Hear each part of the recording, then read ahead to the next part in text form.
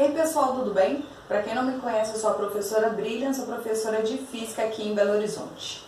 Estou aqui nesse momento de quarentena gravando videoaulas para poder dar o suporte para quem precisar.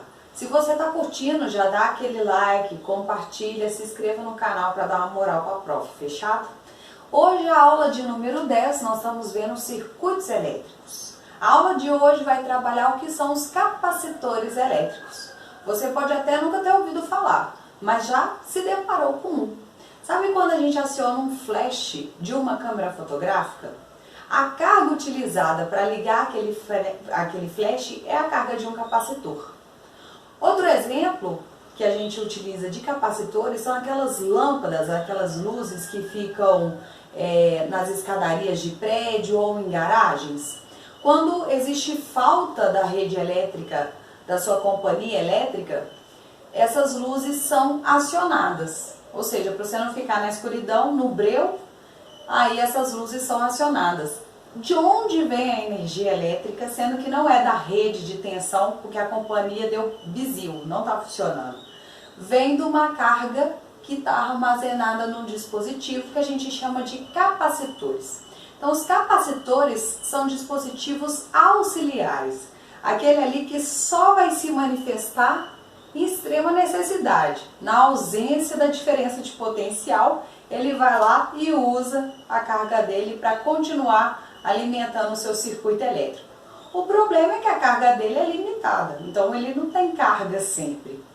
Ele tem uma carga armazenada, está sendo utilizada ali para quebrar aquele galho enquanto não tem diferença de potencial, mas se a diferença de potencial não voltar, amigo, aí desliga mesmo. Então ele tem que estar sempre conectado a uma diferença de potencial para manter a carga elétrica dele, fechado? Então deu para entender mais ou menos o que são os capacitores? Então vamos ver aqui, resumindo. Então são dispositivos elétricos, né? Composto por, aí vai ter um polo positivo e negativo, assim como tem a diferença de potencial. Mas ele não mantém aquela alimentação sempre, tá? Ele é bem limitado, ele só quebra galho mesmo. Então quais são as funções, né? Com várias funções, faltou uma essa aqui. Opa! Com várias funções. Então ele tem rápido armazenamento de cargas, então ele serve para armazenar cargas elétricas. Rápido descarregamento de cargas para o circuito externo, então precisou dele, ele é acionado na hora e já descarrega ali as cargas elétricas para manter o circuito vivo. E transferência de energia elétrica entre circuitos, você consegue transferir energia elétrica que ele armazenou para outro circuito. Bom, qual vai ser o símbolo que a gente vai representar os capacitores elétricos nas questões, nos circuitos elétricos? Nós temos dois símbolos. Tá vendo que parece muito com a diferença de potencial? Você tem um traço na diferença de potencial, o positivo é maior que o negativo. Já no capacitor, não. Você tem os traços do mesmo tamanho, tá? Então vocês percebam que os traços são do mesmo tamanho e um vai representar o polo positivo, o outro o polo negativo. Outra forma de representação é um traço reto e outro curvo. O curvo é positivo, o reto é negativo, mas eu já vou falando que esse aqui é mais comum nas questões, tá? Bom, todo capacitor, então, vai ter uma carga elétrica armazenada, mas ele precisa, para carregar, estar submetido a uma diferença de potencial. Então, ele depende de duas coisas. De carregar, armazenar carga elétrica e estar submetido a uma diferença de potencial. A gente trabalha, a grandeza que a gente trabalha nos capacitores é a capacitância daquele capacitor. O que significa? Qual é a quantidade de carga elétrica que aquele capacitor vai armazenar por cada volt que ele está submetido, ou seja, pela diferença de potencial que ele está submetido. Então a capacitância de um capacitor é a razão entre a carga elétrica e a tensão. A unidade de medida que a gente vai utilizar aqui é o chamado Faraday, que vai ter o símbolo de F. Então F, que é o Faraday, vai ser a unidade de medida da grandeza que envolva capacitores, ou seja, da capacitância do capacitor. O que você tem que ficar bem esperto? A capacitância de um capacitor é fixa. Quanto de carga ele armazena por cada volt que ele está submetido.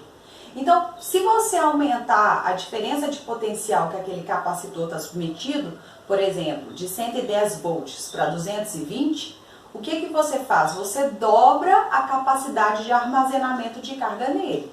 Então, se eu dobrar aqui a tensão, eu dobro a carga armazenada. De forma que essa razão continua sendo a mesma. Esse 2 vai cortar com esse 2. A capacitância do capacitor não é alterada. Então, se dobra a tensão, dobra a carga elétrica, ou seja, são grandezas diretamente proporcionais à carga com a tensão que o capacitor está submetido. O que significa? Bom, se eu não tenho tensão nenhuma, eu não vou ter capacitância nenhuma. À medida que eu vou tendo uma determinada tensão, eu vou ter uma determinada carga armazenada. Quero saber a capacitância desse capacitor? Pego a carga, divido ali pela tensão e eu acho. Se eu pegar num outro ponto, uma tensão no outro ponto, que eu vou chamar de tensão 2, eu vou ter uma outra carga armazenada. O que significa? Se eu pegar a razão Q1 sobre o 1, vai dar o mesmo valor que Q2 sobre o 2. Isso já foi questão de prova, tá? Se eu dobrar a diferença de potencial que um capacitor está submetido, o que acontece com a carga armazenada? Dobra, beleza? E o que acontece com a capacitância desse capacitor? Não é alterada, a capacitância é constante, tudo bem? Então fique esperto. Toda vez que a gente mexe com gráficos, eu já dei essa dica aqui, a gente fala sobre inclinação do gráfico e área do gráfico. A inclinação é a razão do eixo Y com o eixo X. O meu eixo Y está sendo representado pelas cargas e o X pela tensão. Então, se eu faço carga por tensão, eu estou descobrindo essa nova grandeza que é a capacitância. Então, a inclinação do gráfico me dá a capacitância, ela é fixa, né? Uma única inclinação, porque a capacitância é constante. Agora, será que a área disso aqui me dá alguma coisa? Então, eu fecho aqui, por exemplo, ó, e faço do gráfico até o eixo horizontal, que seria a tensão. Isso aqui deu um triângulo. Então, a área desse gráfico seria um triângulo. Como que eu calculo a área de um triângulo? Base vezes altura dividido por 2. Então, ficaria assim, ó. A área seria a base, que é a minha tensão, vezes a altura, que seria a carga, dividido por 2. Será que essa área me dá alguma informação, alguma grandeza física? Vamos ver as unidades de medida? Tensão é o nosso volt, que nada mais é que joule por coulomb, energia por carga. Então, nossa tensão é joule por coulomb. Carga elétrica é coulomb. Tá, vocês percebam que eu estou multiplicando, né? Tensão vezes carga. Então, eu vou multiplicar as unidades de medida de tensão, que é joule por coulomb, vezes coulomb, que é a unidade de carga. Esse coulomb de cima vai cortar com o coulomb de baixo, sobrando apenas joule. Joule é uma unidade de medida que representa uma grandeza física, chamada de energia. O que significa? Que isso aqui está me dando energia. Ou seja, a área do gráfico de carga por tensão nos informa a energia elétrica armazenada ali naquele capacitor. Fechado? Bom, gente, então o que a gente viu até agora? A gente viu duas equações que representam os capacitores, na verdade, né? A gente viu a primeira, que é a capacitância dele, né? Que é carga sobre tensão. E a última que a gente viu foi que a área do gráfico, né, de carga por tensão me informava a energia elétrica. Então, a energia elétrica era a tensão vezes a carga dividido por 2. Então, vou pegar essa última aqui, ó, chamar de número 1. E a que a gente viu da capacitância, eu vou chamar de número 2. O que eu vou fazer?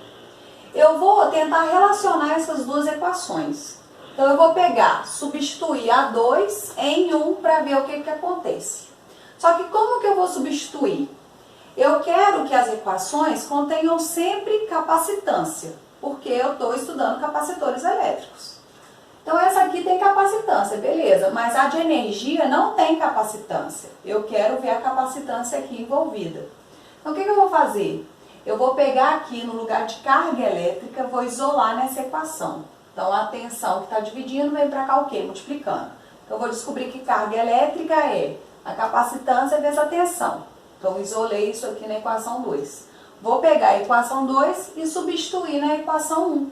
Ou seja, onde tiver carga elétrica na equação 1, vai virar capacitância vezes tensão. Então, olha aqui, ó.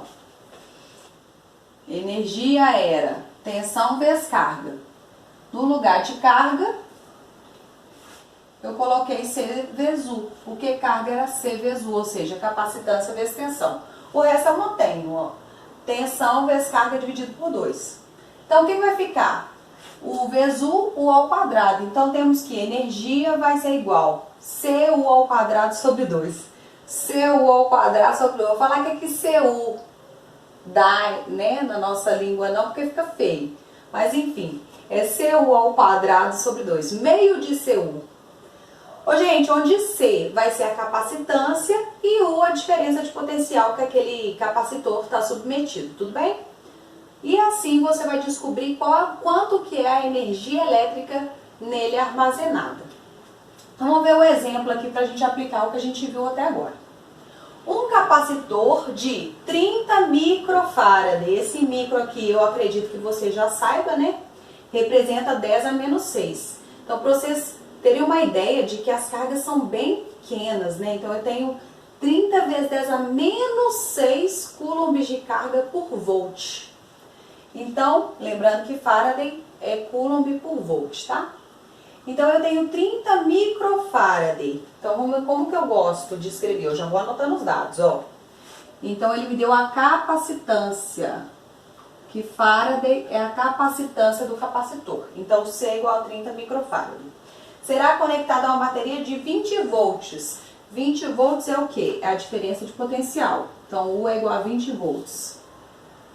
Qual será a carga por ele acumulada? Como eu quero a carga, eu venho aqui nessa equação. Carga é a capacitância vezes a tensão. Então, carga é a capacitância vezes a tensão. Logo, 30 vezes 10 a menos 6, que é o micro, né? Micro é 10 a menos 6, vezes 20. Faço a continha aí, isso vai dar 600 vezes 10 a menos 6 coulombs, ou 600 microcoulombs. Fechado? Então, achei a carga elétrica armazenada nesse capacitor, né? Acumulada nele. Agora, vamos para a letra B. Qual será a energia potencial elétrica por ele acumulada? Agora, eu quero energia. Então, meio de CU. Energia é igual a meio de CU ao quadrado, tá?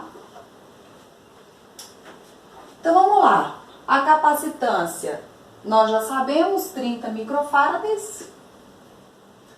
Então, 30 vezes 10 a menos 6, vezes a tensão, que é 20, só que a tensão está elevada ao quadrado, então não se esqueça de fazer 20 ao quadrado, e isso dividido por 2. Faço a continha aí, e você vai encontrar que essa energia vai ser dada em joule. Aqui, gente, vai ser 15 vezes 400, 4 vezes 15 dá 60, não é? Então, vai ficar 60, 00 vezes 10 a menos 6. Não fica baseando muito nas minhas contas, não, tá? Tô fazendo de cabeça, você pega isso aqui e faz do jeito da sua matemática. E isso vai ser dado em joule. Vou melhorar a minha resposta, que tá feia pra caramba. Então, 10 a menos 6. 5, 4, 3. Vai ficar 6 vezes 10 a menos 3 joules. tirando esses zeros aqui, ó, dividir por 1000, tá? Como se fosse. Reduzir 3 aqui no expoente, vai ficar 6 milijoules. Porque 10 a menos 3 é 1000. Tudo bem? Ficou claro? Então, beleza. Galera, então essa aula continua, vai ser a nossa aula número 11, continuando aí capacitores elétricos. A gente precisa saber como alterar a capacitância de um capacitor, porque só com a diferença de potencial eu não consigo alterar. E também como que são feitas as questões utilizando capacitores elétricos. Nós vamos colocar os capacitores em série, capacitores em paralelo e como que isso funciona nas questões de circuitos elétricos. Não deixe de assistir a próxima aula e até breve!